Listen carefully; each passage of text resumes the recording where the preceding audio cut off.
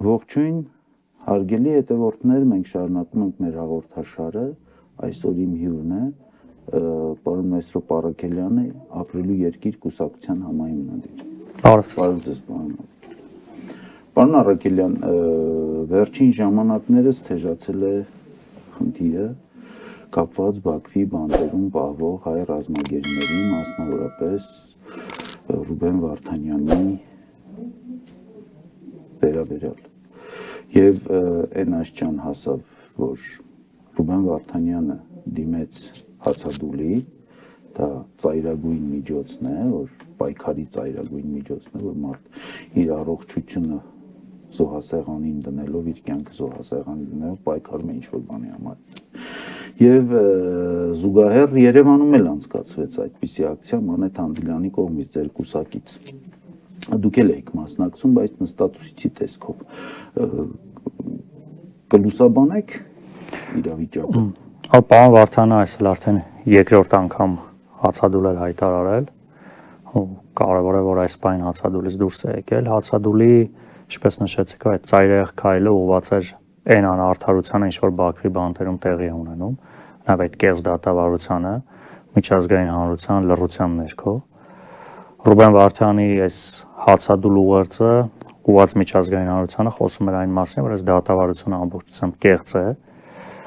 շինծու մեղադրանքներով, ընդ որում փակ դատավարություն, որ հնարավորություն չի տրվում նորմալ նաև իրազեկում իրականացվել, որովհետև մենք Բաքվի դատավարությունից ինֆորմացիա ստանում ենք միայն ադրբեջանական պետական քարոզչամեքենայի հաղորդագրություններից, չիմանալով այնտեղ ինչ է խոսվում, վերջում ինչ է հրապարակվում։ Դրանով Ռուբեն Վարդյանը կոչ էր անում միջազգային կառույցներին հետևել, եթե պետք է լինի դատավարություն, լինի արդար դատավարություն, ներկա գտնվել դրան։ Ցավոք էական արձագանք չկա, չնայած այս աղմուկը, որ պարոն Վարդյանի կողմից բարձրացվեց, որոշակի դրական քայլեր կա Եվրոպական խորհրդարանի կողմից, բանաձևի ընդունումը ուղղված Ադրբեջանին, նաև կոչը, որ պետք է այդ դատավարություններին մասնակցեն, Միացյալ Նահանգների նախագահի խորհրդականի երեք հրապարակված Ադրբեջանին ուղղված նաև թեև երկկողմ խաղաղության մասներ խոսվում, բայց գերիների ազատման մասին էր հստակ ասվում, ՄԱԿ-ի մարդու իրավունքների հանձնակատարի հայտարարությունը, այսինքն որոշակի տեղաշարժ կա, ի տարբերություն Հայաստանի իշխանությունների այս կրավորական եւ լուրջ կեցվածքի, որը իրականում աջակցություն է Բաքվում տեղի ունեցողի։ Տիկին Թանդելյանի եւ մեր ընկերների բողոքի ակցիան նախ խնդրանք է Ռուբեն Վարդյանին դադարեցնել հացադումը ու նաեւ փորձել սրանով արթնացնել այս խնդիրը, որովհետեւ առաջին հերթին միջազգային հանրությունը պետք է հասկանա, որ Հայաստանի Հանրապետությունը դա Նիկոլ Փաշինյանը չէ, այլ հայ ժողովուրդն է եւ հայ ժողովուրդը պատասխանատու է իր գերիների համար, որովհետեւ սա մեր արժանապատվության հարցն է եւ նաեւ կարելի է փաստել, որ այս վերջի շաբաթվա ընթացքում բավականին մեծ հասարակության կողմից արձագանք գտավ, որ հանրությունը տարբեր ձևերով դրսևորում է իր վրդովմունքային ինչ տեղի ունենում Բաքվում եւ հույս ունենք, որ միջազգային հանրությունը այս կոչերից կանցնի արդեն կտրուկ գործողությունների։ Պարոն Առաքելյան, դուք հարցի պատասխանի մեջ նշեցիք ՄԱԿ-ի մարդու իրավունքների հանձնաժողով, ԱՄՆ նախագահի խորհրդական, Եվրոխորհրդարան եւ այլն մի քանի միջազգային կառույցներ նշեցիք։ Մոռացաք Ռուսաստանի մասին, թե Ռուսաստանը ընդհանրապես չի անդրադարձել այդ հարցին։ Այս բանը որևիցե անդրադարձ չկա, ցավոք, այն որ Ռուսաստանը նաեւ ուներ իր պարտականությունը Արցախում խաղաղապահների ներքո ապահովել նոյեմբերի 9-ի հայտարարությամբ Արցախում խաղաղ բնակության կենսապահովումը, որը տեղի չունեցավ եւ դրանից հետո էլ հայ-ռուսական հարաբերությունների կոնտեքստում այս հարցին նույնպես անդրադարձ չի արվում եւ ընդհանրապես երբեմն ինչ-որ հայտարարություններ, կոչեր են, որ պետք է խաղաղություն լինի, բայց էական որևէ քայլ, որը Ռուսաստանը նախ պետք է թույլ չտար այն ինչ տեղի ունեցավ Արցախում, այս պահին էլ որևէ բան չկա եւ այդ տեսանկյունից մենք ուսման նորմալ ենք ընդունում ցանկացած երկրի աջակցություն այս հարցի լուծմանը, բայց եթե տեղի չի ունենում, պետք է արձանագրենք, այո, որ այս պահին Ռուսաստանը որևէ գործուն քայլ չի ձեռնարկում այդ ուղղությամբ։ Շնորհակալություն, պարոն Առաքելյան, անկախ այն բանից ես մի քիչ դուրս գամ այն տրաֆարետային, որ մենք ճիշտ է, ինչ որ տեղեր համաձայն չենք եւ այլ, բայց հիմա ես ասեմ, ես այո շատ տեղերում համաձայն չեմ Արցախի ռազմաքաղաքական ղեկավարության թեզերի, մոտեցումների, քաղաքականության հետ։ Ոչ միայն համաձայն չեմ, այլև հակոտնյա է մեր գաղափարախոսությունները, մեր մոտեցումները, բայց ես գտնում եմ, որ մեր թշնամի երկրի դատարանը չէ, որ պիտի քննի, ով ինչ է արել։ Եվ այդ ես կողմ եմ, որ բոլորի արածը քննվի հայկական ատյաններում։ Ես չեմ ասում դատապարտվի, ես ասում եմ քննվի, եթե դատապարտելի է, այո դատապարտվի, եթե արդարացման է, ենթակա թող արդարացվի։ Նախ այդ կարծում եմ, որ մենք այդ ադրբեջանական այդ դատավարության process-ը չպետք է դարձնենք քննարկման առարկա, որովհետև այդ մարդիկ պատանդ են, այդ մարդկանց առևանգել են։ Այսինքն այդ մարդկանց նկատմամբ որտեղից են առևանգել։ Այդ մարդկանց նկատմամբ Հայաստան գալուց կամ Ստեփանակերտից, Արցախից։ Արցախում որտեղ էին իրենք։ Իմ ինֆորմացիայի համաձայն ռուսական ռազմաբազայում էին, ռուսներն են հանձնել։ Ես չգիտեմ իմ ինֆորմացիայի ճշտության այդ պահին այնտեղ չեմ եղել եւ այն մարդկանց վերաբերյալ, ովքեր այսօր Բաքվի բանտում են, թեև ունենալով որոշակի տեղեկատվություն, կոռեկտ չեմ համարում ասել, կապ չունի որտեղ են եղել։ Այսինքն փաստացի որ այս պահին, չէ, այս պահին որ մարդիկ այդ գեյներից մեկը Կարմիր խաչի մեքենայից է առևանգվել, որը գալիս էր սրտի վիրահատության։ Այսինքն տարբեր Չէ, ես 7 ես չեմ ուզում առանձնացնել, որովհետև մեր հայրենակիցները Բաքվի բանտում գտնվելով գոնե ինձ համար ու վստահ եմ շատերի համար ունեն նույն կարգավիճակը։ Իրենք մեր հայրենակիցներն են։ Ու որևիցե հայ, անկախ նրանից ինքը նախկինում ինչ կարգավիճակ է ունեցել, ինչ գործունեությամբ զբաղվել, Բաքվի բանտում պետք է չլինի, որովհետև մենք ունենք առնվազն 23 գերիներ, ովքեր գտնվում են Բաքվում։ Ոստեղ խոսել Ադրբեջանի դատավարության մասին ընդհանրապես տեղին չէ, որովհետև երբ որ մենք խոսում ենք Ադրբեջանի դատավարության մասին, իսկ մենք գնում ենք ադրբեջանական այն process-ի մեջ, որը հիմա Ադրբեջանն է ասում, դե այդ մարդկանց պետք է դատել, չէ, այդ մարդկանց դատելու բան չկա, այդ մարդիկ մեր գերիներն են, օր առաջ պետք է վերադարձվեն, ու նաև շատ հատկանշական է, որ ի տարբերություն օրինակ նույն Եվրոխորհրդանի, որը ելի եմ ասում շատ կարևոր բանաձև էր, որտեղ նշվում է դատավարություններին այցելել, Միացյալ Նահանգների հայտարարությունը հստակ էր։ Այդ մարդիկ պիտի ազատ արձակվեն։ Այսինքն այնտեղ խոսք չկա անգամ դատավարության մասին։ Այսինքն մենք պետք է այդ ուղղությամբ գնան, ինչ դատավարություն։ Դուք ով եք, որ ընդհանրապես պետք է Հայաստանի Հանրապետության քաղաքացու դատեք, որովհետև 7 հոգու է, եկեք չմոռանանք։ Հիմա Արցախի ռազմաքաղաքական ղեկավարության դատավարությունը բովանդակային առումով, նաև ինֆորմացիոն առումով ավելի հետաքրքիր չասեմ, ավելի տենց նկատելի է նաև, որ տարածվում է, բայց 7 հոգու դատել են։ Այսինքն այս պահին արդեն 7 Հայաստանի Հանրապետության, այդ ինչի համար եք դատել այդ մարդկանց։ Հետեւաբար այս մարդիկ բացառապես գերի են, որ առաջ պետք է վերադարձվեն, այսինքն դատավարության մասին խոսել ընդհանրապես մենք չպետք է այդ ուղղությամբ այս մարդկանց ազատման հարցը դնենք։ Համաձայն եմ, ասելիքս էլ դա է, որ Բաքվի դատարանը այն տեղը չէ, Բաքվի բռնապետական ռեժիմը այն ռեժիմը չէ, որ պիտի գնահատական տա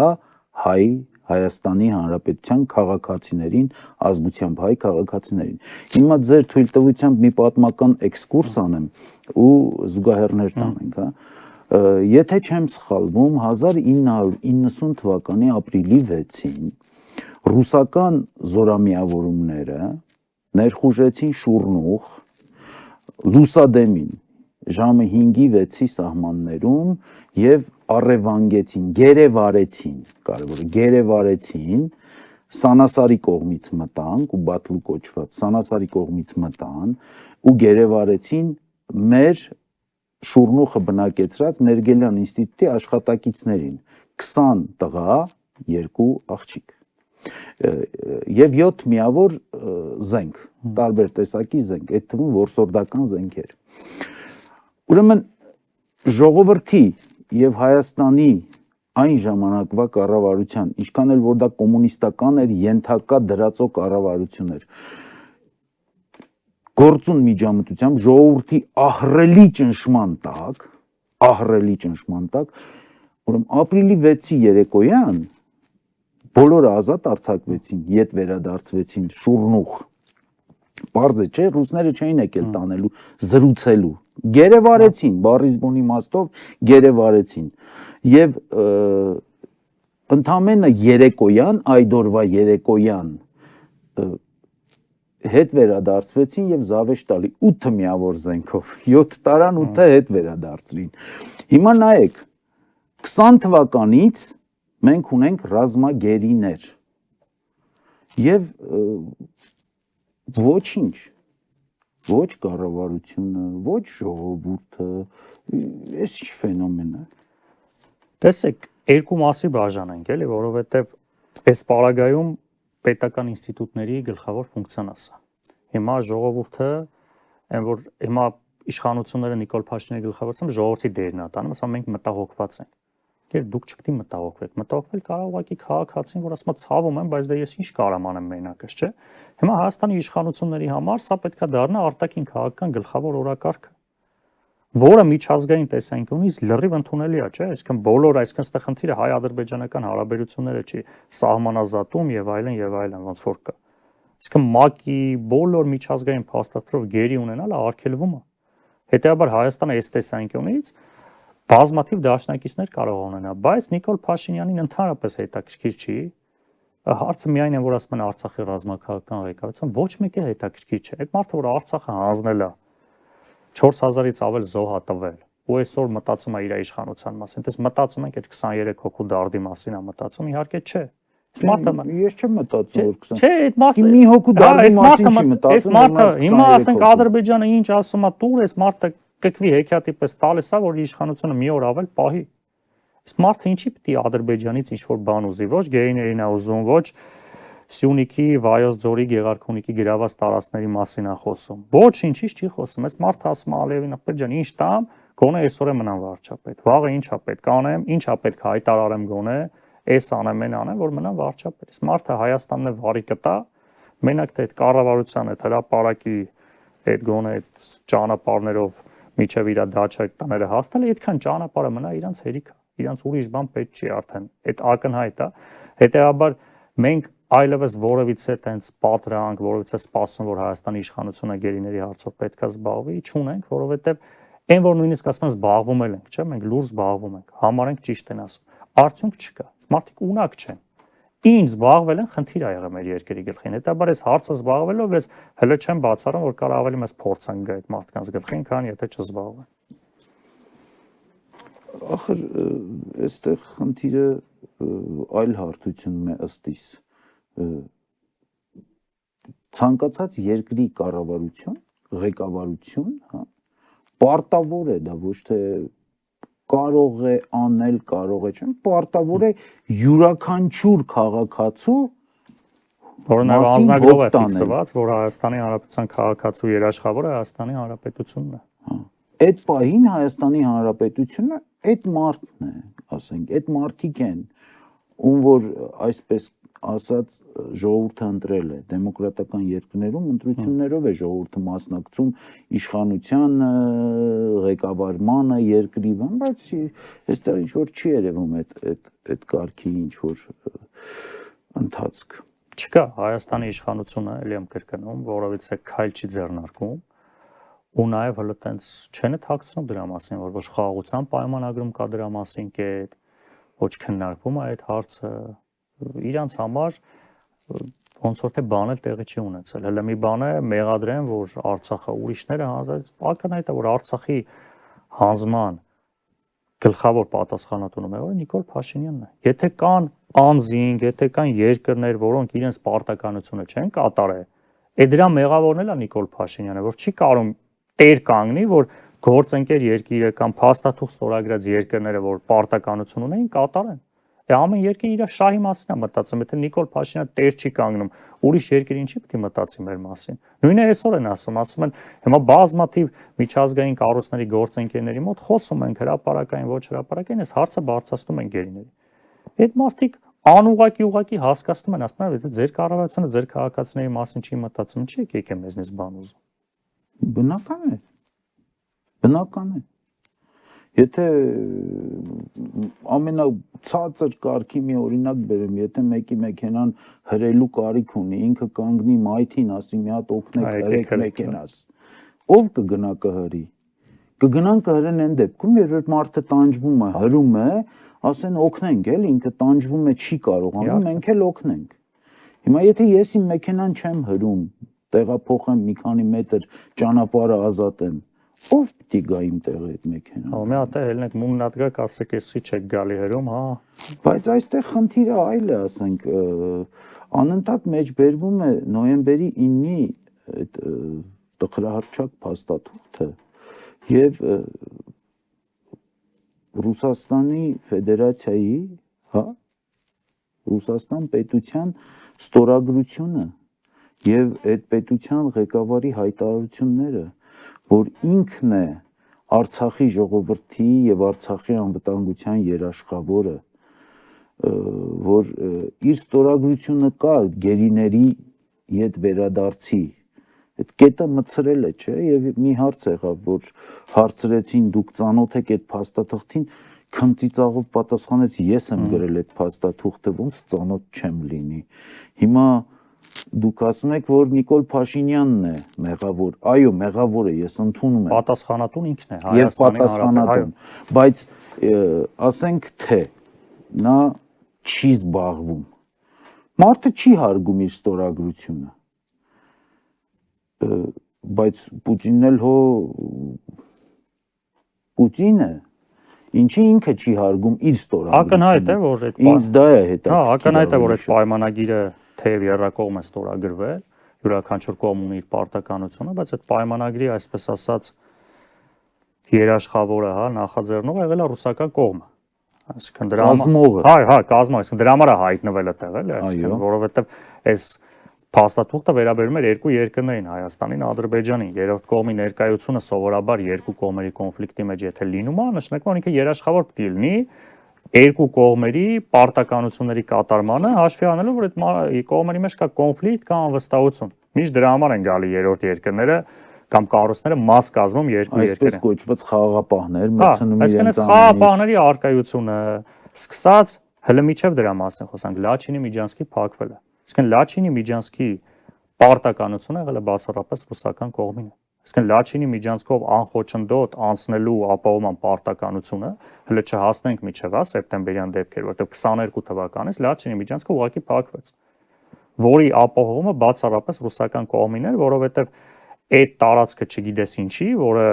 եկեք հիշենք 20 թվականի պատերազմից հետո ամբողջովին Հայաստանի տիրապետության տակ էր Խարվաճարը, Բերձորը, չէ, այսինքն հսկայական տարածք, Նիկոլ Փաշինյանը որոշեց համաձայնվեց, որ թողի մի հատ 5 կիլոմետրանոց, հələ ասեմ բազմիցս այնտեղով անցնելուց շատ տեղերում նույնիսկ այդ 5 կիլոմետրը չէր պահպանվում, տեսանելի էին նաև ադրբեջանական զորքեր, այսինքն այդ ճանապարհ թողեցին մեզ։ Այո, որի երաշխավոր այդ ճանապարհով անցնելու եղել է ռուսական կողմը։ Ու նաև բազմաթիվ մարդիկ հենց այդ ճանապարհով անխոչնդոտ անցնելը, որովհետև անկախ նրանից նույնիսկ ինչ էր տեղի ունեցել, այդ պայմանագիրը գործում է, միջև հիմա էլ է գործում։ Չէ, հələ չի լրացել դրա 5 տարվա ժամկետը։ Իսկ նույնիսկ այդ սեպտեմբերյան դեպքերով, որ բազմաթիվ քաղաքացիներ այդտեղից առևանգեցին, ելի ռուսական վերահսկողության գոտով անցնելու ժամանակը է։ Հիմա ակնհայտ է, որ ռուսական կողմը խախտել է ու ըստեղ ռուսական կողմը իհարկե կմեղադրի հայկական կողմին, հայկական կողմը մեղադրում է ռուսական կողմին, արանքում ով է շահ է Ադրբեջանը։ Հետևաբար ռուսական կողմը իր պարտականությունները չի կատարել, հերիք չի։ Այս պահին էլ հայկական կողմը դեռևս մնացած են 9-րդ կետը այդ ճանապարհի տրամադրման քննարկման առարկա դարձնում միայն դա։ Այսինքն այն կետերը, ընդ որում մի հատ հասարակ տրամաբանություն կա, չէ՞, որ մոտ փաստաթուղթ է սկազվում, կետերը երբ որ դնում ես ըստ առաջնահերթության է, չէ՞, այդ կետերը սովորաբար, այսինքն առաջի կետը ավելի կարևոր է, երկրորդը, երրորդը, քան 9-րդը։ Հիմա այդ պայմանագիրը Արցախի մասին էր։ Նա ստացվել է մտ Արցախի մասին պայմանագրից, մնացել է մի հատ ճանապարհի մասին պայմանագիր։ Բոլոր կետերը կատարվել են մտը։ Կետ է մնացել, որ ընդհանրապես է դրա մասին չէր, էլի, այդտեղ եսին ոնց է հայտնվել դա։ Այսինքն Արցախի անվտանգություն, Արցախի այդ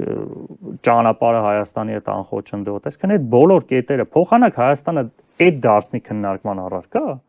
ասի հələ մի հատ եկեք առաջինից 8-րդ կետերը հասնենք, հերթով գնում ենք նորից։ Եկեք հələ գնացեք մի հատ խաղապաներով հետ գնացեք։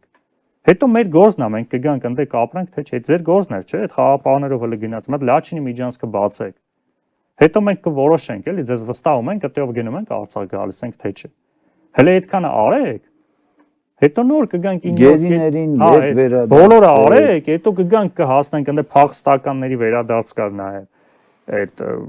Շուշի հադրութի շրջանին։ Հələ եկեք այդ բոլորը Մակի Հովանու ներքո էտելա կարևոր, որովհետեւ փաստաթղթում Մակի մասին էլ էր գրած։ Այսինքն եկեք այդ բոլորը արեք, եկեք հասնենք 9-րդ կետին, ընդ որում 9-րդ կետն էլ մենակ Սյունիքով չէ, ամբողջ տարածաշրջանի կողմի։ Հետեւաբար ակնհայտ է, որ թքած ունենալով այդ փաստաթղթի վրա ու Հայաստանի իշխանությունն է ոչ զբաղվում է, հələ մի հատ է մնացել է այդ 9-րդ կետի տակ, որ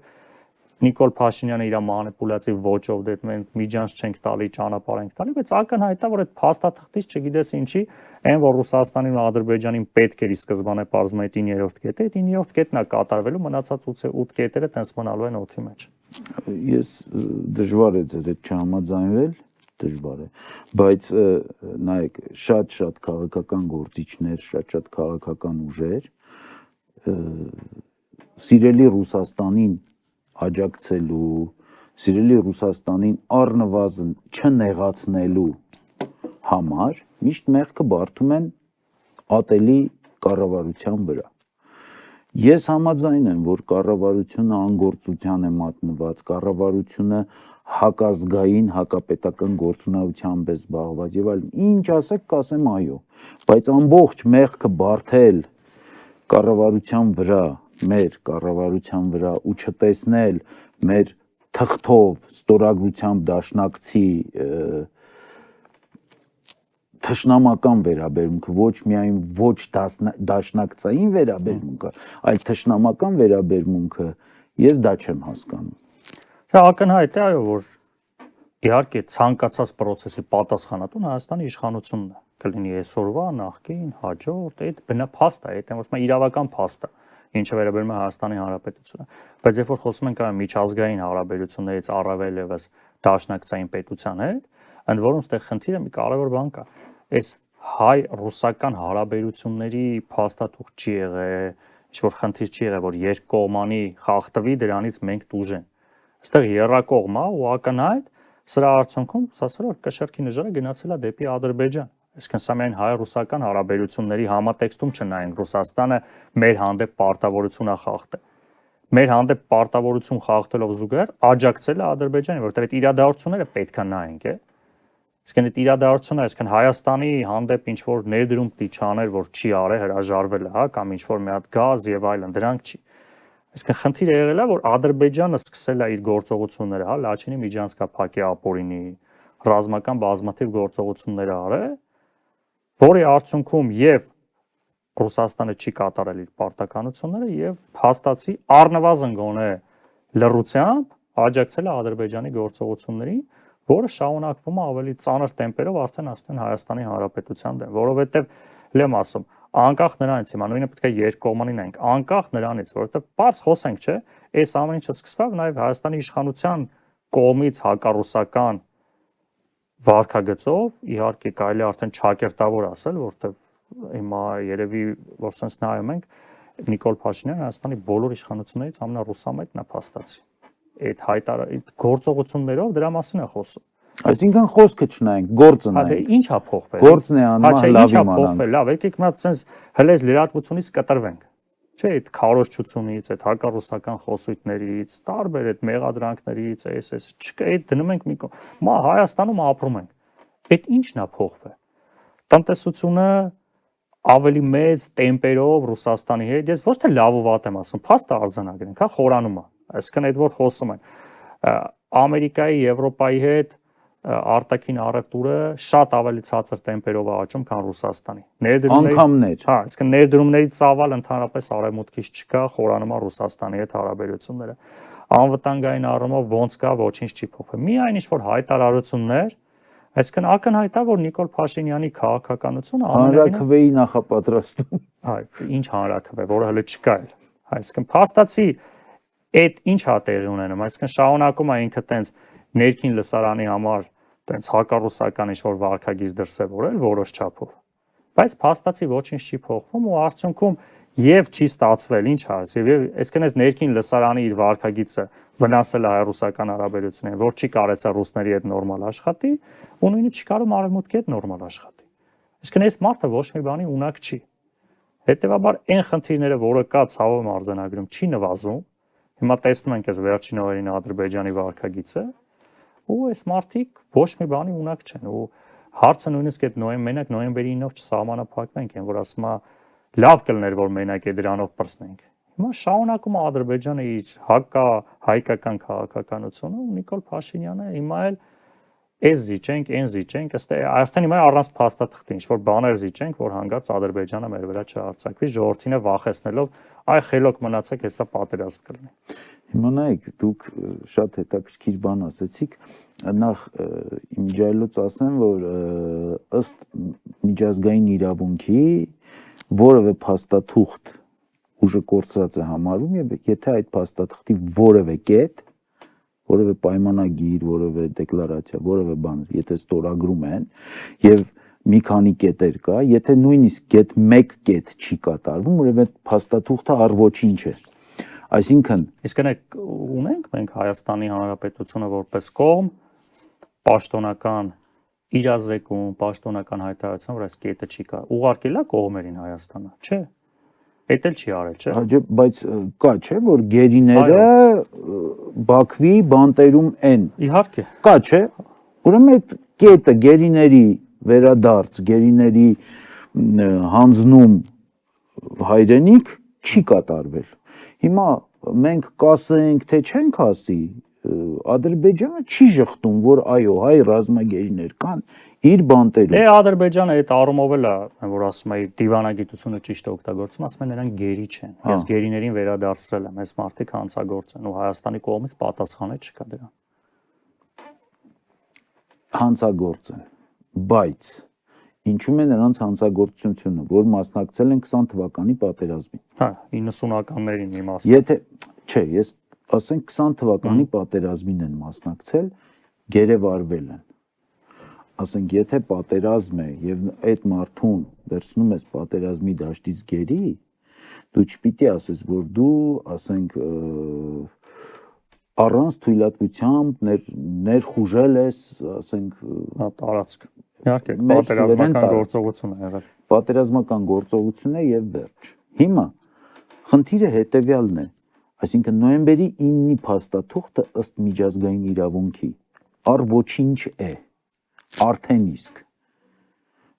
Եվ նոյեմբերի 9-ի փաստաթուղթը անընդհատ վկայակոչել ու բերել, որ մենք այնտեղ ստանձնել ենք պարտավորություն ճանապարհների ապաշրջափակում, ինչ որ այդ հովերով գնալ, ինքնախաբեություն է, որը տարածում է նաև ժողովրդի վրա։ Իհարկե, որովհետև Նիկոլ Փաշինյանը ոչ ի վիճակի է այդ փաստաթղթից դուրս գալու, հա թե թող ասի, եթե չի կատարվել։ Երկու բան կա, չէ, որ նշենք լավ։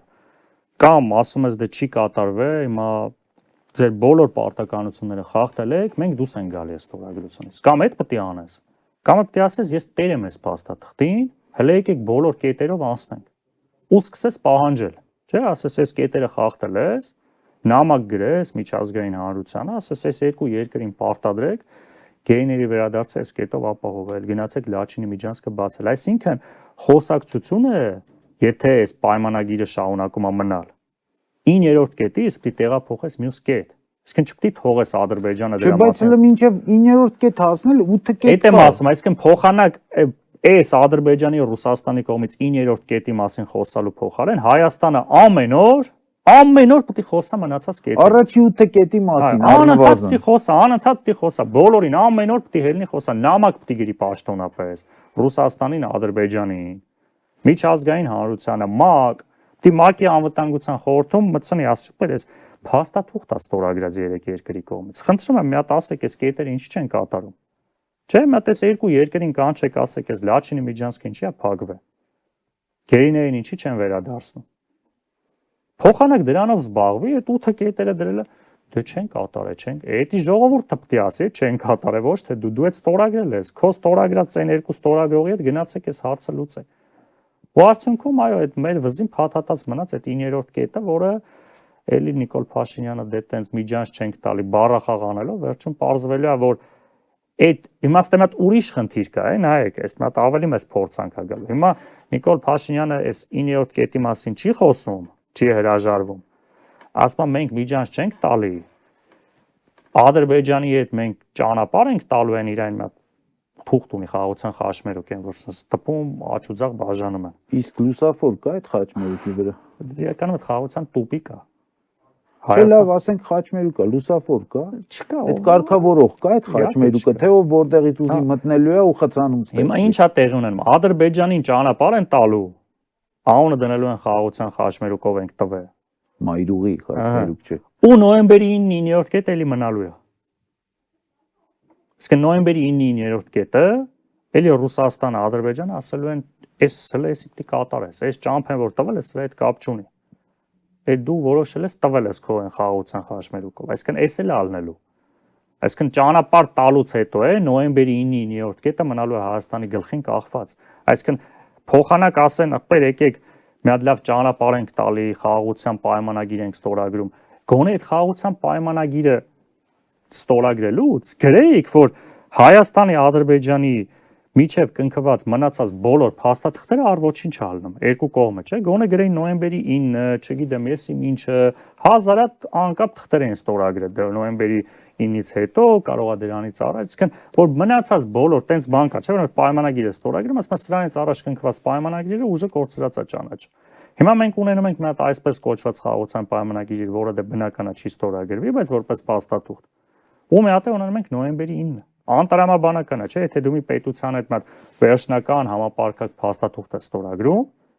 այլ ուրիշ փաստաթղթեր չպետք է գործեն քո այդ երկրների մեջ, որը կոնֆլիկտ պետքա կարգավորի։ Հիմա այսքան զուգահեռ նոյեմբերի 9-ին ունենում ենք մի հատ անիմաստ խաղաղության պայմանագիր։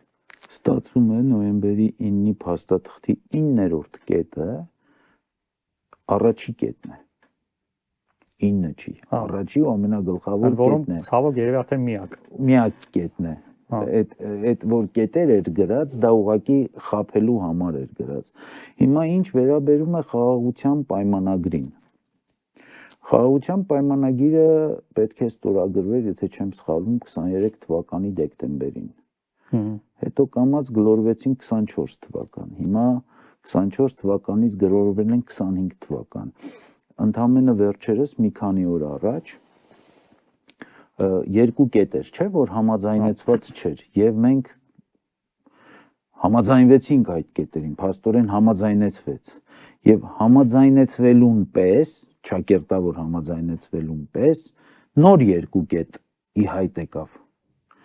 Թվում է, թե արդեն վերջն է, այս սրան էլ համաձայնվում ենք ու ստորագրում ենք, բայց պարզվում է, որ այդ կետերը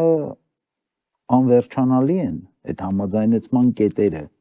Հիմա Հիկմետ Հաջիևը նոր երկու կետեր հնչեցրեց, որ մենք չենք ստորագրի, քանի դեռ այս երկու կետն էլ կատարված չեն։ Այսինքն գլխավոր կետը սահմանադրության փոփոխությունն է, որը հենց Նիկոլ Փաշինյանը հայտարարեց, որ սահմանադրությունը ունենալու է տարածաշրջանային նշանակություն, քաղաքագիտության մեջ հզոր ուրեմն նորամուծություններ է կատարվում, չեմ կարող Նիկոլ Փաշինյանը նախաձեռնի, որ տարածաշրջանային հանրաքվե է կանի մի օր։ Միգուցե, բայց նայեք, տարածաշրջանային ես ուղղակի չեմ հասկանում, ինչ է դա նշանակում։ Այդ սահմանադրությունը տարածվելու է Ադրբեջանի, Վրաստանի վրա նույնպես, որպես տարածաշրջանային նշանակության փաստաթուղթ, թե Բացի ձեր նշած այս սահմանադրությունից, ինչի երկու այնտեղ հիմա սկսեցին նաև փոխհատուցման հարցն արդեն խոսում Ադրբեջանը, որ վնաս եք տվել պատերազմների ժամանակ Բաքվի դատարաններում այդ թիվը հնչեցվել էր 60 միլիարդ դոլարի չափով, այսինքն այդ պահանջնա լինելու, այդ ճանապարհների պահանջնա լինելու, ադրբեջանցիների վերադարձի նշվեց նաև, որ այդ սահմանի մոտակայքում այդ ռազմական կառույցները պետք է դուրս գան, այսինքն Ադրբեջանի պահանջները անընդհատ են։ Ինչ է անում Ադրբեջանը, որ նայեն 20 թվից սկսած։ Մի 4-5 պահանջ է դնում։ Մի հատը եթե կատարում ես, այն մնացածը ժամանակավոր հետ է քաշում, չի խոսում դրա մասին։ Ասում է լավ, այս մի հատը ոնց որ ստացվում է, կամ միջազգային կոնսենսուս կա այդ հարցի շուրջ։ Այսինքն ինչ եղավ, հիշում եք 20 թվականի պատերազմից հետո այդ Զանգեզուրի միջանցներ խոսում։ Տեսա, որ ինչ-որ չի ստացվում, միջազգային կոնսենսուս չկա այդ հարցի շուրջ, բարդ է այդ հարցը։ Այդ հետ քաշեց Նիկոլ Փաշինյանը, մենք միջանց չենք տալու, մենք ինքնիշխան ենք, ստացվեց վերցնել Արցախը, Լաչինի միջանցքը փակեց, սկսեց անկլավներից խոսալ, չէ, ու այն մնացածից։ Տեսամ ինչ որ չի ստացվում, դիմադրություն կա, ոնց որ կա միջազգային կառույցներն են որոշակի ճնշումներ, այդ անկլավների հարցը թողեց, այն 4 գյուղերը վերցրեց Տավուշի մարզի, անունը դրեց սահմանազատում։ Այսինքն բերում է տեխնիկան ասա 3-4 պահանջ, որի շուրջ տեսնում է կամ միջազգային կոնսենսուս կամ Հայաստանը պատրաստ է զիջումների, այդ բերում է առաջի պլան։ Այն մնացած ասում է հետ եմ քաշվում, Նիկոլ Փաշինյանը ասում է մնացածից յանա տվե։ Այդ կատարվում է, նորից գալիս է։ Ցավոք, հեսա մի օր էլի անկլավների հարցը դրվելու է։ Չի, այսինքն անկլավները իբր թե հետո Այդ երբ են հանել, որ մի հատ էլ դնեն։ Նիկոլ Փաշինյանը ինչ ալում, Ադրբեջանը խոսում է անկլավներից, Նիկոլ Փաշինյանը գնում է այն 4 գյուղերը տալիս է, հետո ասում է տեսակ անկլավները չտվեցի։ Հա, տեսակ Միջանցքը չտվեցի։ Հիմա ասես ճանապարհ կտա, տեսակ, այսինքն այս տեխնոլոգիա քարոզչական երկկողմանի, հա, այն զեղչերի համակարգն է, չէ՞, տենց ինչ որ շատ բան է ուզում, հետո տենց ինչ որ Չէ, զեղչերի համակարգն է, զեղչված գինը գրած է, բարձրացնում է ստատը նույն գինը գրած է իրականում։ Այսինքն 4 պահանջ է դնում, մի պահանջը կատարում ես, Ալիևը իր ներքին լսանին ասում է, տեսակ, ես էս մի պահանջը ստացա, Հայաստանն է ներքին լսանը ասում է, տեսակ, ես այն 3 պահանջը չկատարեցի։ Հետո գալիս է հաջորդ 4 պահանջը, հաջորդ 4 պահանջը։ Հիմա բաներ է ասում, երբևէ այս փոխհատուցման մասին խոսք չի եղել։ Իսկ հիմա նոր պահանջներ են սկսում։ Առնվազն միշտ օրակարգում 4-5 պահանջ Ադրբեջանը դնում է Նիկոլ Փաշինյանի առաջ։ Ադրբեջանը դնում է պահանջ Նիկոլ Փաշինյանի առաջ, փոխհատուցման պահանջ։ Միևնույն ժամանակ դնում է Հայաստանը դնում է միջազգային ատյաններից հայցերի հետ կանչում։ Հայաստանը կանչում է իր հայցերը, ասենք թե կանչում է իր հայցերը, Ադրբեջանն ասում է, բայց այս պահանջը պիտի մնա, ես փոխհատուցման պահանջ ունեմ։ Այսինքն ամեն ինչ Ընդ որում ես այս բանին վստահ եմ, որ նույնիսկ իրավական տեսանկյունից այդ պայմանագրի մեջ այդ կետը գրելը երաշխավորել է, որ հետագայում որևէ պահանջ չի կարող ներկայացվի, ընդ որում շատ հետաքրքիր բան կա, որ օրինակ հիմա կարծեմ կա ինչ-որ պահանջներ, այսպես կոչված այդ արևմտյան Ադրբեջան կառույցներ են ստեղծում, Ադրբեջանը ինչ է անելու։ Նույնիսկ եթե պետական մակարդակով այդ պահանջները չդնի, անելու է հասարակական կազմակերպությունների, ինչ-որ անձանց, ինչ-որ կառույցների, պետական, կիսապետական, անունը կդնի, կասի, այս պետական պահանջ չի, դուք ասի, ես ինչ հասարակական կազմակերպությունները չեմ կարող ազդեմ, ես ոնց կարամ արգելեմ իրանց։ Հետևաբար, էս էլ է շատ սխալ, ընդ որում եթե այս պահանջը դրել է Ադրբեջանը, շուտ Ադրբեջանը խնդիր ունի, չէ՞, 4 հայց ունենք մենք, մի հայց ունի Ադրբեջանը, որը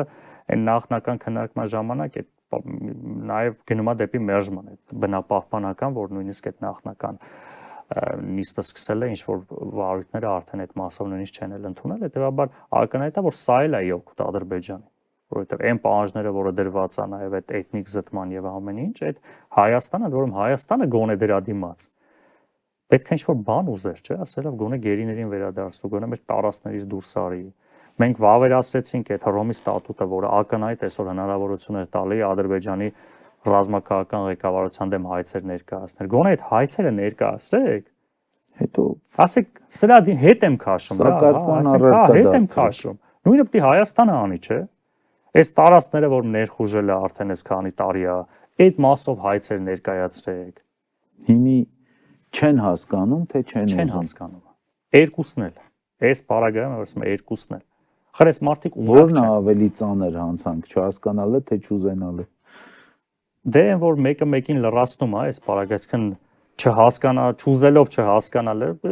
խնդիրն է որ խր երբ որ նայում ենք մարդիկ, ովքեր որ այս պատասխանատու պաշտոններ են զբաղեցնում, մեզանից ես էլ դուք էլ որ մեզ ինչ-որ մի բան վստահեն, որը չենք կարողանում անել, բայց նույնիսկ եթե ուզում ենք, չէ՞, խնդիր է, չէ՞ դառնալու։ Այս միշտ ժողովրդին ելնում է, որ սենց խոսում են, մեկ մի օրինակ եմ բերում, ասում են, կարաս մի հատ կոշիկ կարես։ Ասում եմ, չէ, ասում ինչի, ասում եմ, որտեղ կոշկակար չեմ։ Ասում եմ, բայց ո՞նց ես հասկանում, օրինակ Արցախի հարցը ոնց պետք է լուծվեր, չէ՞։ Այսինքն այս մարդկանց նաև հասարակության մոտ քաղաքագետ է։ Հա, այս հասարակության մոտ սենց խնդիր կա, այսինքն երբեք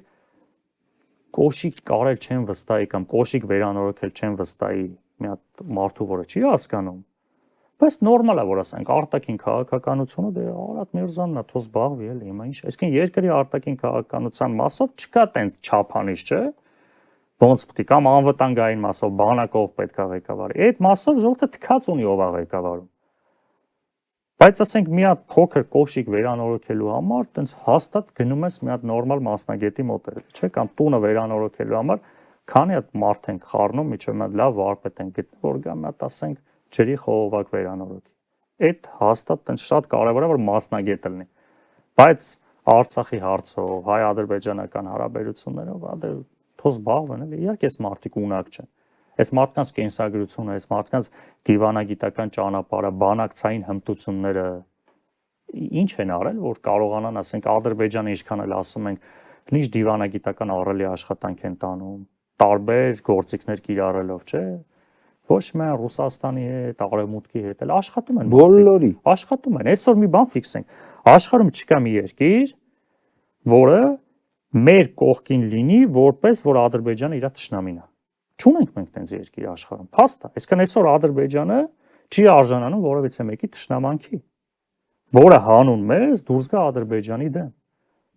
Մեր բոլոր դաշնակիցներն էլ ամենայն հարգանքով ախր պետք է հասկանան, որ այսօր որևիցե մեկը չի պատրաստվում Ադրբեջանի հետ հարաբերություն փչացնի հանուն մեզ, այս պարզ ճշմարտությունը։ Ռուսաստանի մասով արդեն հույս չկա, այդ հասկացանք, բայց հələ նայեք նույն Եվրոպայի հետ Ադրբեջանի տնտեսական հարաբերությունները։ Համաձայն եմ։ Հետևաբար Այ փոխանակ այն մասին խոսենք, որ մեր մեղքով Ռուսաստանը մեզ այ պատժում է, որովհետև մենք իրեն դավաճանեցինք,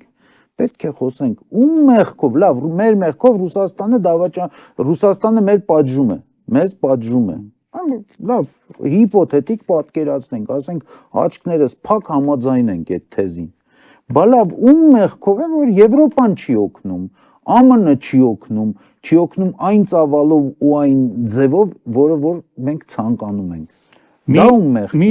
կարևոր արձանագրում է վերջերս վերլուծություն է արել տնտեսական մասով, հələ անվտանգայինը դնենք մի կողմ։ Հայաստանում չկա մի երկիր Ռուսաստանից բացի, որը պատմականորեն պարզա ոնց է ստացվել,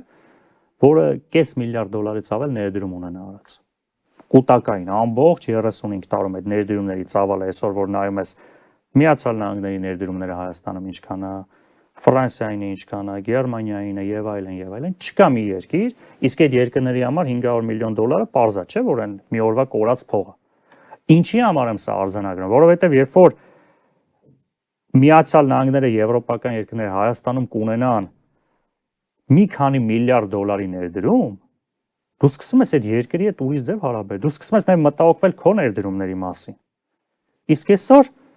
մեր շատ սիրելի դաշնակից Ֆրանսիան, գիտենք, որ Բաքու-Ջեհյանի իրենց այդ տոտալ ֆրանսիական Եվրոպայի ամենամեծ նավթային ընկերությունը ֆրանսիական պետական բաժնետերը։ Իսկ Հայաստանում ուր են ներդրումները։ Ինչի որտեղ մենք ենք մեղավոր, ըստեղ մենք ենք մեղավոր։ Եկեք սարքենք ներդրումային միջավայր։ Այդ սարքել ենք, հարստացեք եւ հարստացեք։ Այդ կենասների փոխարեն գնացեք, ասեք, եկեք Միացյալ Նահանգներ, եկեք մտ ներդրում արեք Սյունիքում։ Գնացեք Մեղրիում ներդրում արեք, որ իմանանք այդ Մեղրի երաշխավորը նաեւ եվրոպական երկրներն են։ Տավուշում ներդրումներ արեք, տվեք, ինչա պետք։ Ոչ մի հələ մի բանը մենք եկեք ծախս անենք, որ այդ երկրները գան իրենց դրոշը խփեն ներդրումներ անեն, չեն անում։ Պետական մակարդակով չեն անում։ Հետևաբար Հայաստանը նաև հետաքրքիր չի աշխարհին տնտեսապես։ Մի կոպիտ օրինակ բերեմ Հայաստանը։ Ում մեղքով։ Մեր մեղքով։ Մեր մեղքով։ Մեր Բացառապես Հայաստանի Հանրապետության իշխանության մեղքով, ոչ թե մուծը։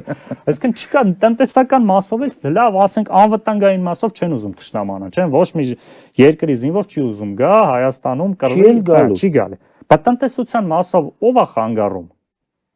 այսքան որ խոսում է Նիկոլ Փաշինյանը տնտեսական ներդրումներ եկեք, ասել ձեզ հարստացեք, էս արեք, ինչի չեն գալի բա։ Ուր են այդ եվրոպական, մերձավոր արևելքի այդ հարուստ երկրները, տարածաշրջանի մյուս երկրները, այդ հազարատ բարենպաստ մենք ոլորտներ ունենք, որտեղ կարելի է ներդրումներ անել։ Այս ուղղությամբ էլ է զրո աշխատանք, որովհետև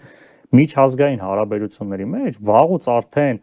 գլխավոր գործոններից մեկը տնտեսությունն է։ Այսինքն երկու երկրների միջև, ընդհանրապես ցանկացած երկու սուբյեկտի, չէ, մարդկանց միջև եթե ինչ-որ բիզնես են անում, չէ, ինչ-որ շահեր ունեն, այլ է դրա հիման վրա այլ հարաբերություններ էլ է, չէ՞, ձևավորում փոխադարձ շահերի, փոխադարձ կախվածության պատճառով։ Հիմա արտաքին հարաբերությունները դիվանագիտական, մենակ այդ դեսպանները մեկ է այդ արարողակարգային հանդիպումներ, նկարները չեն, մեկ է անիմաստ փաստաթղթեր ստորագրելը համագործակցության։ Երբ որ դու ունենում ես տնտեսական հարաբերություններ, այդ երկրների այցերն է շատանում, չէ՞, այդ երկրների շահերն է շատանում, նպատակներն է շատանում, շփումներն է շատանում նաև անձնական, ու երբ որ մի երկիր քո երկրում ունի տնտեսական ներդրումներ, դու կարող ես մեկ այլ հարցով է դիմես, չէ՞, ասենք 1000 հատ հարց է քննարկվում միջազգային ալյանսներում։ Օրինակ հետաքրքիր է, նույն ստացվեց լավ էր, ճնշող մեծամասնությունը այս Եվրոխորհրդարանի կողմ քվեարկեց։ Բայց ես վստահ եմ, որ մեր իշխանությունները Եվրոխորհրդարանի այդ մոտ 500 падգամավորից 5-ի հեռախոսի համարը չունեն։ Որ զանգեին ասեն, լավ բանաձև է, խնդրում ենք կողմ քվեարկեք։ Չունեն, այս մարդիկ ոչ մեկի այդ անձնական ոչ մի հարաբերություն չունեն։ Այդ մակարդակով է չեն կարողանում ոչինչ անել։ Ծնվեց իմ հարցը Զելենսկի-Թրամփ, նայեք, նույն տնտեսական ներդրումների, այսպես, նայեք, պատերազմ է 3 տարի արդեն թևակողել է, 4-րդ տարին է գնում, պատերազմ է, բայց ձեր ասած տնտեսական իմաստով արդեն Զելենսկի, Թրամփ հանդիպումները, շփումները, հեռակա ինչ-որ շփումները չհաշվենք փետրվարի 28-ի այն միջադեպը, բայց դրանից հետո էլ արդեն շարունակվում է եւ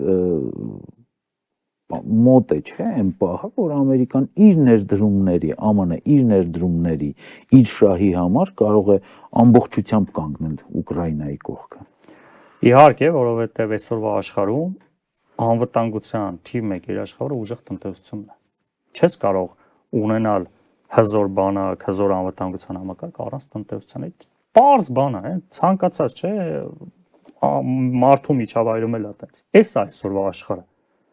Հետևաբար տնտեսության զարգացման մեջ այսօր Միացյալ Նահանգների հեգեմոնիան ամբողջ աշխարհում առավելից Թրամփի վերընտրվելուց հետո ակնհայտ է։ Իսկ որ թիվ 1 գերտերությունն է ու այն վարկագիծը, այն տեմպերը, որ այս մի քանի ամսվա ընթացքում Միացյալ Նահանգները դրսևորում է, նաև խաղաղության հաստատման, կոնֆլիկտների հաղթարման բնական է իր շահերն ունի։ Այդ յուրաքանչյուր երկիր իր շահերն ունի։ Մեր խնդիրն է շահերի համընկնում։ Ոչ թե ասել դες երկրի շահը մեր շահ, չէ, շահերի համընկնումը աշխարհում համընկեցնել, հա միշտ կարա տեղի ունենա, չէ։ Իսկ մեր տնտեսությունը, էսա փոքր երկիր, քիչ բնակչություն, այնքան հեշտ ու արագ կարա զարգանա, չէ, այսինքն մենք տենց ձեր նշած օրինակը Ուկրաինայի տնտեսությունը երկիրը Եվրոպայի ամենամեծ տարածքն ունի։ Հետևաբար որ նա համեմատում ենք մեր երկրի զարգացումը ու Փառք Աստծոյի տարբերություն Ուկրաինայում տեղի ունեցող ավերածությունների մեր մոտ Փառք Աստծո չունենք, այսինքն նաև ունենք տնտեսական որոշակի բազա, որի հիմա վրա չպետք է գաս ինչ-որ բան սարքես 0-ից, հա, բայց այդ բազա ունենք, որոշակի բարեփոխումներ, այսինքն այնց վերջի երկիրը չենք աշխարհի էլի ներդրումների տեսանկյունից։ Հետևաբար մի անգամից այնքան արագ կարելի է 1-2 տարում Հայաստանի տնտեսությունը այնց զարգացնել ընդամենը ու շատ չեմ ասում, նույնիսկ մի 5 միլիարդ դոլարի ներդրումների ծավալով։ Մի անգամից տնտեսությունը այնպես կակտիվանա, ռազմական արդյունաբերությունը կարա ակտիվանա, ու դու կդառնաս մի երկիր, որից սկսում են հաշվի նստել։ Երբ որ նույն Միացյալ Նահանգները Հայաստանում ներդրում անում ու դու այդ ներդրումների հաշվին սկսում ես նոր տնտեսական հարաբերություններ, չէ՞, սկսում ես ներմուծում, արտահանում, տարածաշրջանի երկրների հետ հարաբերվես, այդ երկրներն են սկսում քեզ ուրիշ աչքով նայել։ Այդ երկրներից էլ ես սկսում ներդրումներ ունենալ։ Ու սկսած չասված բնակչության բարեկեցության բարձրացում ես արտագաղթը, որը ցավոք էս անվտանգային խնդիրների ֆոնին այդքան չենք խոսում դրա մասին, բայց շարունակվում է, չէ, արտագաղթը։ Էլի շարունակվում է արտագաղթը։ Առավել եւս դնամ ենք նույն Սյունիքի բնակչությունը, նաև ներքին արտագաղթն է լուրջ խնդիր, շարունակում է կենտրոնացումը Երևանում, նաև անվտանգության խնդիրների պատճառով մարդիկ գյուղերից դուրս են գալի։ Հիմա այդ ներդրումների շնորհիվ այո մենք կարող ենք բոլորովին այլ իրականություն ունենանք, գոնե այդ ուղղությամբ աշխատանքներ պետք է տարվի, բայց Նիկոլ Փաշինյանից սպասել, որ կարա Հայաստանում ներդրումներ բերի, ոնց որ Հայաստանի հոկեյի հավաքականից սպասել, որ ֆուտբոլի աշխարհի չեմպիոն դառնա։ Հոկեյը, ֆուտբոլի։ Այդ ձևի, հա։ Գոնե ասեիք մարմնամարզության։ Ես համաձայն եմ այդ ներդրումային այդ իրավիճակի ձեր վերլուծության հետ, հենց միայն այն փաստը, որ Ուկրաինան երբ սկսեց ԱՄՆ-ի հետ ներդրումային ինչ որ Թրամփի ասած сделка, հա, անդադ նա որևէ պայմանավորվածություն չի ասում, չէ, գործարք, մենք գործարք ենք անում, եւ այդ գործարքին երբ որ գնաց Զելենսկին կամ ուկրաինական կողմը, չասեմ Զելենսկին, որովհետեւ Զելենսկին շատ դեպքերում ստիպված է անում այն ազգանապաստ քայլերը, որը կատարվում է։ Միանգամից հզոր Պուտինը, հզոր Ռուսաստանը ինքը առաջարկեց, ասեց այդ նույն բանը մենք ձեզ կարանք տանք։ Եկեք մեր մոտ ներդրում արեք։ Նայեք, մի կողմից մենք գովում ենք հզոր է Ռուսաստանը, ամենակարող է Ռուսաստանը, հզոր է Պուտինը, ամենաազդեցիկն է, մյուս կողմից այդ հզոր մարդը, որ ինքը պիտի ներդրումներ անի այլ երկրներում,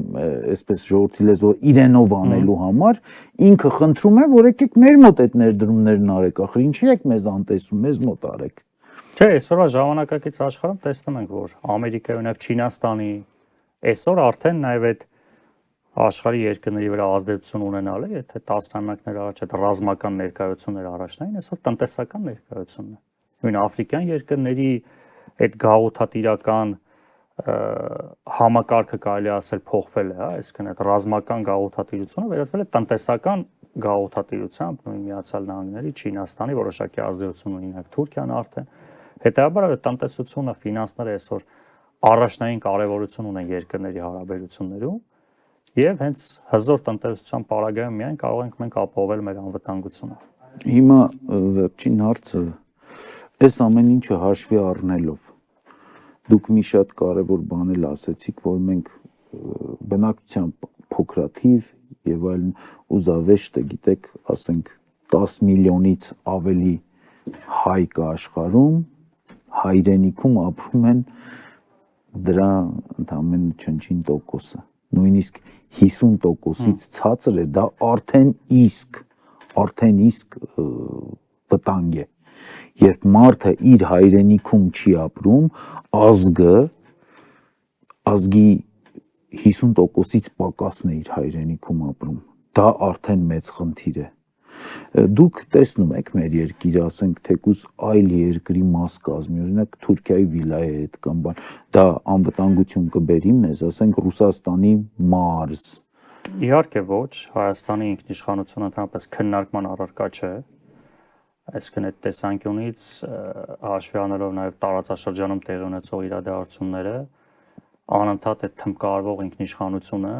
պետք է գործով ցույց տանք, ու նաև այդտեղ շատ կարևոր է, որ այն պատմական ուժը, հնարավորությունները, որ մենք ունեցել ենք որպես պետություն ունենալու եւ հիմա էլ նաև որպես անկախ պետություն, այս տեսանկյունից պետք է անենք առավելագույնը, որ այդ անկախությունը, ինքնիշխանությունը ամրապնդենք։ Դրա համար առաջին հերթին հենց նաև տնտեսական զարգացվածության շնորհիվ, նաև շատ կարևոր է, որ միջազգային հարաբերություններում եւ նաև տնտեսական հարաբերություններում մեկ կամ մի քանի երկրներից կախվածությունը հնարավորինս նվազեցնենք, այսինքն հնարավորինս իհարկե այսօր աշխարհը այնքան է զարգացած, բաց, որ չկա մի երկիր, որ ինչ-որ երկրից որոշակի կախվածություն չունենա, այսինքն բաց երկիր է, բաց հարաբերություններ են, բայց այդ կախվածությունը չպետք է դառնա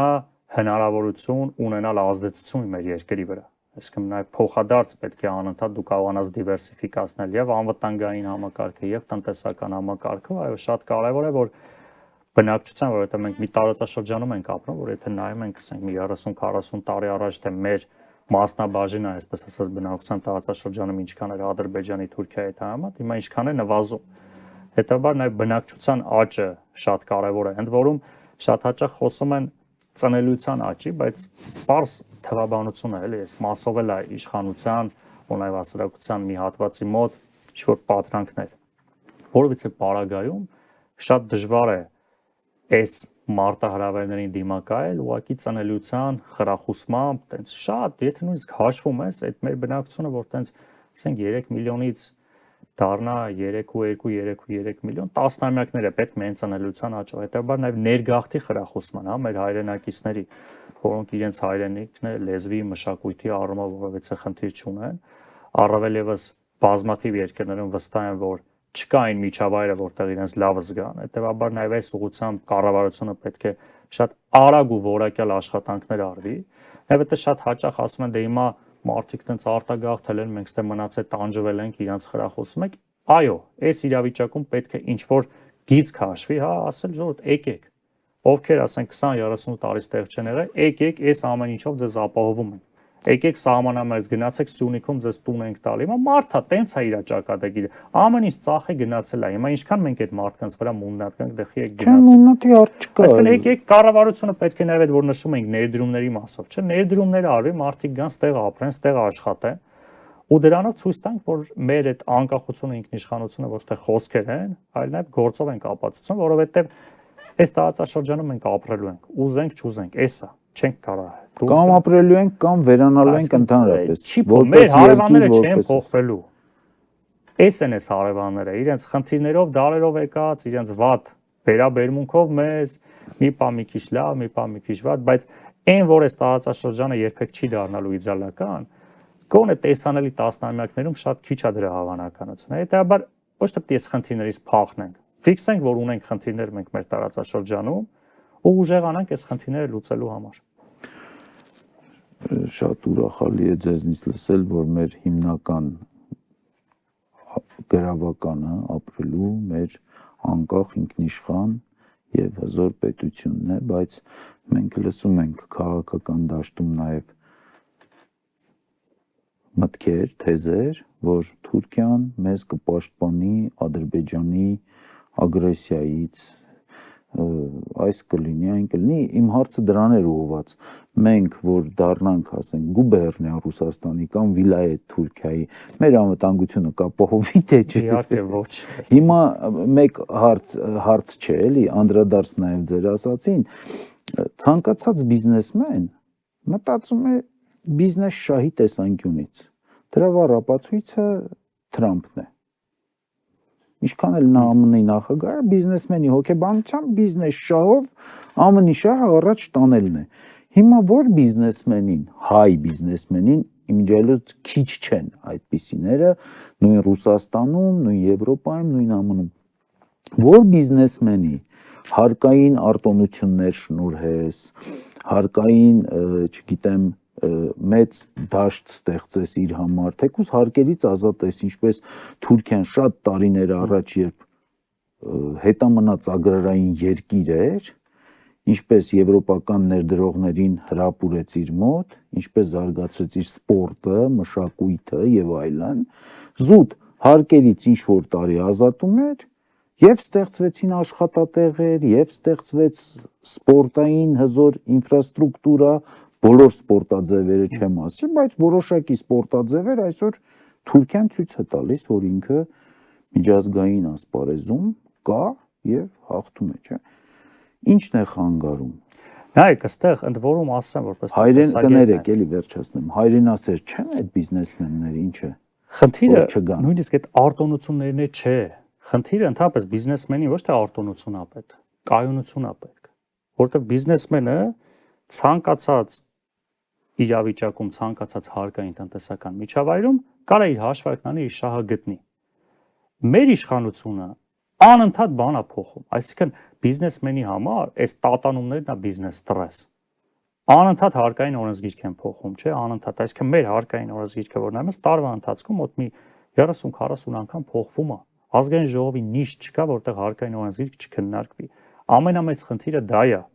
Խնդիրը նույնիսկ հարկային արտոնությունը չի։ Խնդիրը էս պետք է լինի, ասում ես, էսա մեր հարկային համակարգը, ժողովուրդ, ներդրողներ։ Մոտակա 15 տարի չի փոխվում, մոռանում եք, արգելվում է։ Մենք նույնիսկ քննարկում ենք, որ նույնիսկ սահմանադրորեն պետք է արգելվի հարկերի փոփոխությունը։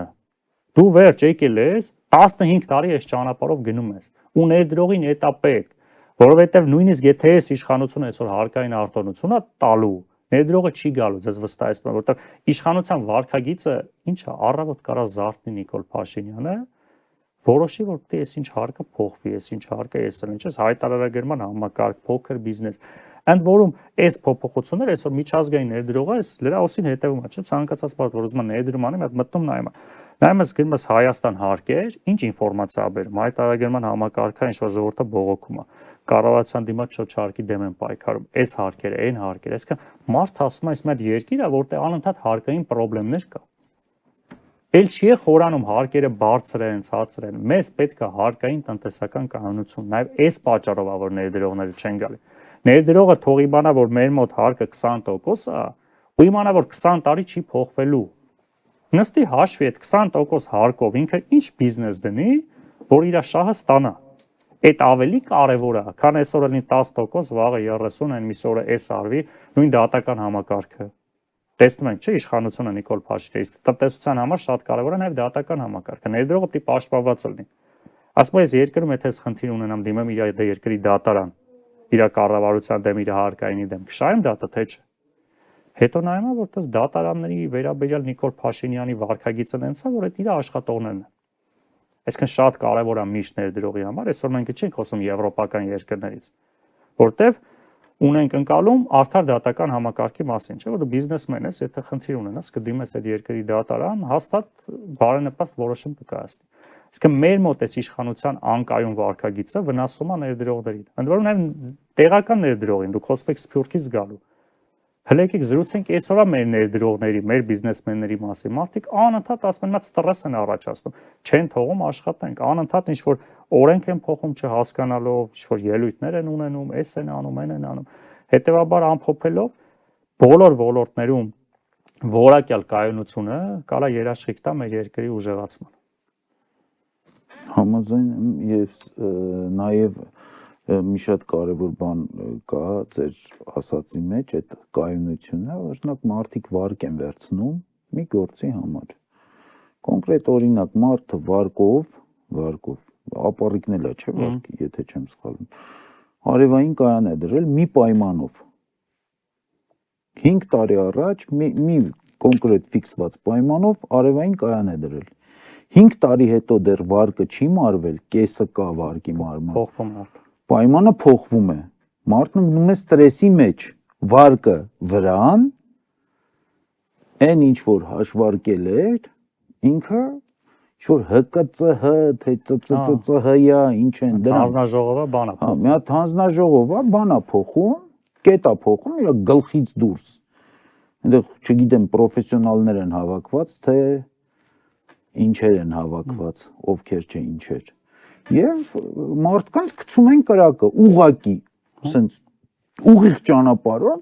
մեկ գրչի հարվածով գցում են կրակը այդ մարդկանց։ Այսօր հենց սա բերում է անվստահության, որ մարդը չի ուզում ինչ-որ 1 միլիոն դրամի ինչ-որ ներդրում անի նույնիսկ երկրի։ Շնորհակալություն, պարոն Առաքելյան, շատ հանգամանալ զրույց ստացվեց եւ հուսանք, որ մեր գերիները առաջնահերթության կարգով բոլոր հարցերի առաջնահերթության կարգով կլուծվի գերիների հարցը եւ բոլոր ըստ պաշտոնական տվյալների գոնե այն 23 գերիները առանց առանձնացնելու որևէ մեկին շուտապույտ կլինեն Հայաստանում։ Այսօր այսքանը, շնորհակալություն, մինչ նոր հանդիպումներ եթերում։